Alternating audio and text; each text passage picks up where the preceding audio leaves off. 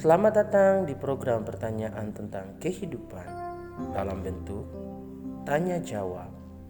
Pertanyaan ini terdiri dari pertanyaan umum di mana layaknya para pendengar seperti Anda akan menanyakan pertanyaan yang mungkin mempunyai subjek penting yang berbeda, termasuk pertanyaan tentang Allah, Yesus, surga, dan doa.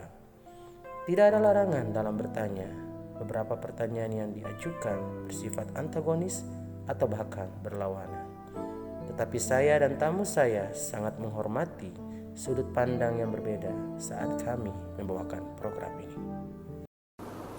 Halo para pendengar, selamat datang dalam acara pertanyaan tentang kehidupan atau Question About Life. Acara program ini dipersembahkan oleh CTTW, Christ to the World, bersama Tirta Media. Saya Julie adalah host Anda.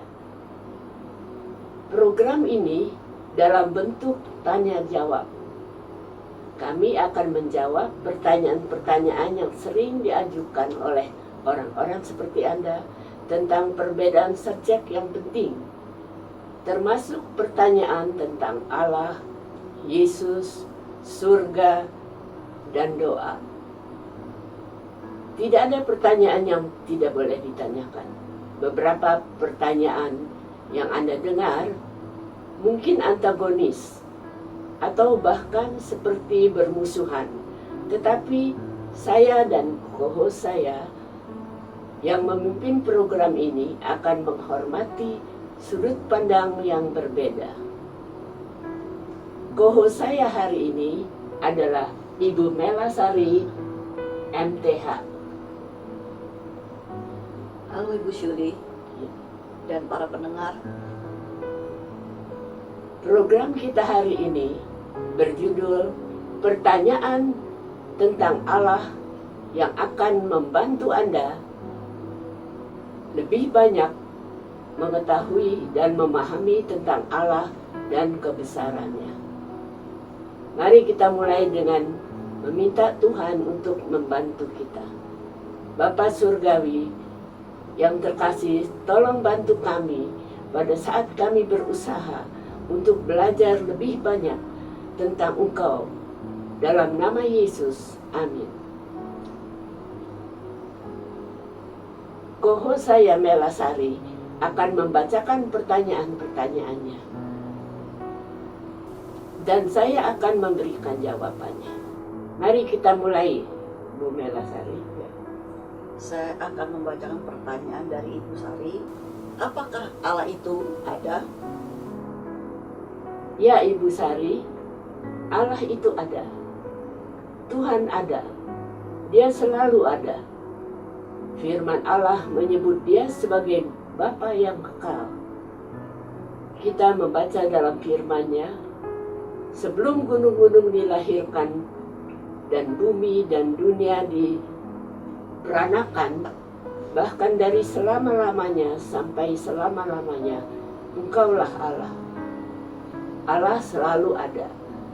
Tidak pernah ada waktu di mana Allah itu tidak ada. Beberapa orang yang disebut ateis tidak percaya bahwa Allah itu ada.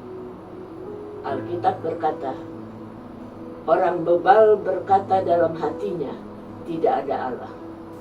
Ibu Sari masih bertanya, ada berapa Allah? Bu Sari, hanya ada satu Allah. Firman Tuhan berkata, Tuhanlah Allah yang di langit di atas dan di bumi di bawah. Tidak ada yang lain. Tuhan telah berfirman, beginilah firman Tuhan, Raja dan penebus Israel, Tuhan semesta alam, akulah yang terdahulu dan akulah yang terkemudian. Tidak ada Allah selain daripadaku. Ya, ada ratusan Allah palsu. Banyak orang-orang politeistik percaya pada banyak ilah-ilah. Orang-orang sujud dan menyembah Allah-Allah palsu ini. Tetapi hanya ada satu Allah yang benar. Rasul Paulus menulis, tidak ada berhala di dunia ini dan tidak ada Allah lain daripada Allah yang esa.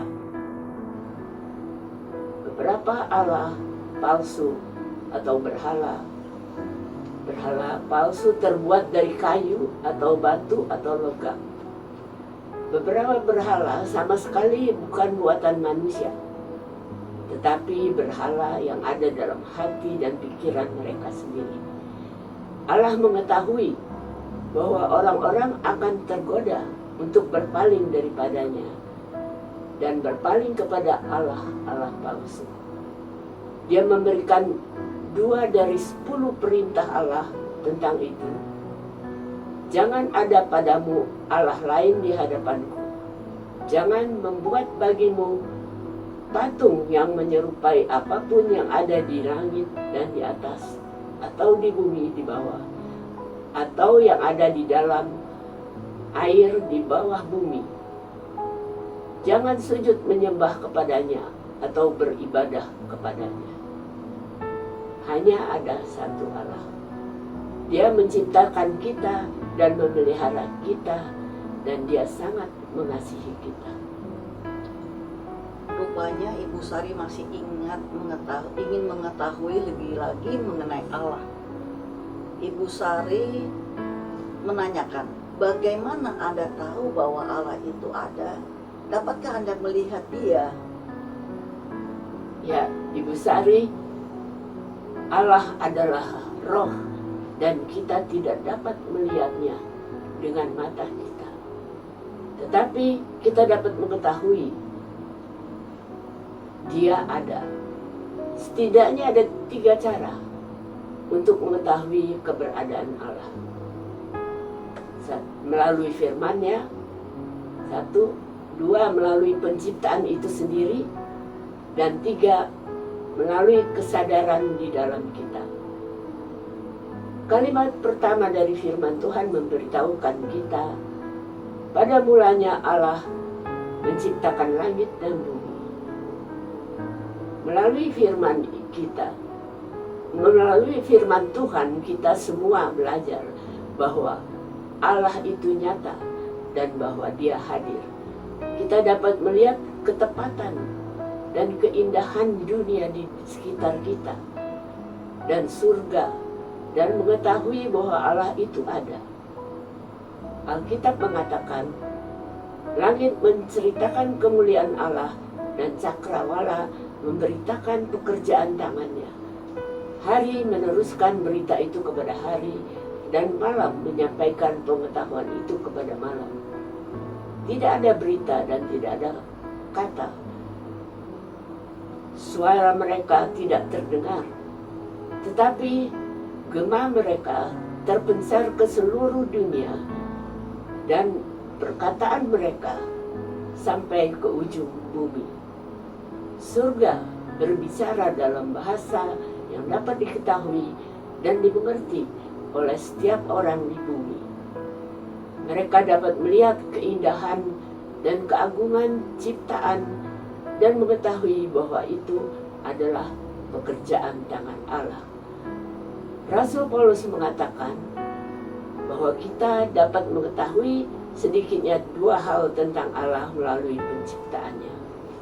Di dalam firman-Nya, Roma 1 ayat 20 dikatakan, sebab apa yang tidak nampak daripadanya, yaitu kekuatannya yang kekal dan keilahiannya, dapat nampak kepada pikiran dan karyanya sejak dunia diciptakan, sehingga mereka tidak dapat berdalih. Dari penciptaan kita mengetahui bahwa Allah itu nyata dan bahwa Dia memiliki kekuatannya yang kekal. Kita juga tahu bahwa Allah ada karena Dia telah menempatkan dalam diri kita pengetahuan tentang keberadaannya. Beberapa orang menyebut ini sebagai hati nurani kita. Hati nurani kita menjadi saksi standar moral Allah dan keberadaannya. Pengetahuan akan hal ini telah tercemar oleh karena dosa, Dan itulah sebabnya mereka berbalik menyembah berhala. Nah, lalu ada pertanyaan dari Pak Dirjo di Surabaya. Siapa yang menciptakan Allah? Ya, Pak Dirjo, tidak ada yang menciptakan Allah. Dia selalu ada. Allah adalah roh dan dia tidak terikat oleh waktu. Dia tidak mempunyai awal. Segala sesuatu yang mulai ada harus ada penyebabnya. Misalnya, rumah tempat Anda tinggal mulai ada, itu ada penyebabnya, yaitu orang yang membangun. Jam tangan yang Anda pakai mulai ada, itu ada penyebabnya, yaitu pembuat jam. Alam semesta mulai ada, tetapi itu tidak selalu. Itu ada penyebabnya, Allah yang menciptakannya. Tetapi Allah sendiri tidak pernah mulai ada. Dia selalu ada, dia kekal. Tidak ada yang membuat Allah.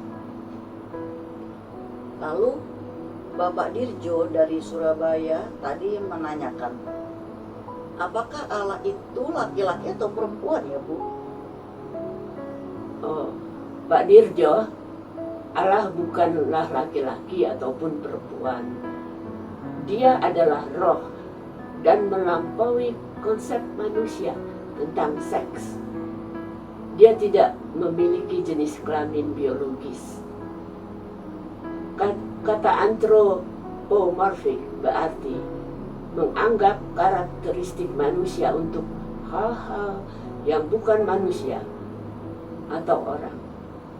Istilah anthropomorphic digunakan dalam firman Tuhan untuk menggambarkan dia, dalam membantu kita memahami sifatnya dan siapa dia. Kita membaca tentang tangan Allah, mata Allah, lengan Allah, dan istilah lain. Ada kalanya Allah menggunakan gambaran seorang ibu untuk menunjukkan pada kita betapa dia peduli pada kita. Firman-Nya mengatakan, seperti seorang yang dihibur ibunya, demikianlah aku ini akan menghibur kamu. Namun, di seluruh kitab suci, istilah laki-laki digunakan untuk menggambarkan Allah. Dia berhubungan dengan kita sebagai bapa. Dan artikel maskulin digunakan untuk menggambarkan Allah. Kata ganti ia laki-laki atau he dalam bahasa Inggris digunakan bukannya ia perempuan atau she. Seseorang mengatakan kepada saya bahwa orang Kristen menyembah 3 Allah ya Bu. Apakah itu benar? Bu Mela, kami tidak menyembah 3 Allah. Hanya ada 1 Allah. Namun, dia telah menyatakan dirinya kepada kita sebagai Bapa, Anak, dan Roh Kudus. Ketiganya adalah 1. Namun masing-masing berbeda dan pribadi. Kami menggambarkan ketiga ini dalam 1 sebagai Trinitas. Ini adalah konsep yang sulit bagi pikiran kita yang terbatas untuk mengerti. Tetapi itu benar. Dalam upaya untuk menjelaskan konsep tersebut, beberapa guru mengacu pada 3 bentuk air, cair, uap, dan es, atau sebuah telur yang terdiri dari kulit telur, putih telur, dan kuning telur. Tetapi semua upaya untuk menjelaskan dengan analogi manusia gagal atau bisa menyesatkan. Nah, ini pertanyaan dari Medan, dari Ibu Lani. Apakah Allah menciptakan segalanya, Bu Syuri? Ya, Ibu Lani, Allah menciptakan seluruh alam semesta. Kalimat pembuka dari firman Tuhan memberitahu kita, pada mulanya Allah menciptakan langit dan bumi. Semua yang kita lihat, bulan dan bintang, gunung dan lembah, sungai dan lautan, bunga dan pohon, ikan dan burung dan hewan liar, Allah yang menciptakan segalanya. Fakta bahwa Allah menciptakan segala sesuatu memiliki banyak implikasi. Ia menolak politeisme. Tidak ada banyak dewa, tetapi satu Allah. Ia menolak penyembahan berhala. Kita tidak boleh sujud dan menyembah berhala apapun. Allah sebagai pencipta menolak animisme, kepercayaan yang salah bahwa benda mati memiliki roh dan harus disembah. Ia menolak panteisme, kepercayaan yang salah bahwa Allah adalah bagian dari alam itu sendiri. Firman Tuhan berkata, engkau layak menerima puji-pujian Tuhan dan hormat dan kuasa, sebab engkau telah menciptakan segala sesuatu, dan oleh karena kehendakmu semuanya itu ada dan diciptakan. Allah sebagai pencipta menolak astrologi yang merupakan kepercayaan palsu bahwa bintang dan planet mempengaruhi hidup kita. Firman Tuhan berkata, dan juga supaya jangan engkau mengarahkan matamu ke langit, sehingga apabila engkau melihat matahari, bulan dan bintang, segenap tentara langit, engkau disesatkan untuk sujud menyembah dan beribadah kepada sekaliannya itu, yang justru diberikan Tuhan Allahmu kepada segala bangsa di seluruh kolong langit sebagai bagian mereka. Allah sebagai pencipta, garis bawahi apa yang Yesus katakan. Tuhan Allah kita, Tuhan itu Esa. Kasihilah Tuhan Allahmu dengan segenap hatimu, dan dengan segenap jiwamu, dan dengan segenap akal budimu, dan dengan segenap kekuatanmu. Ya, Tuhan Allah menciptakan segalanya, seluruh alam semesta.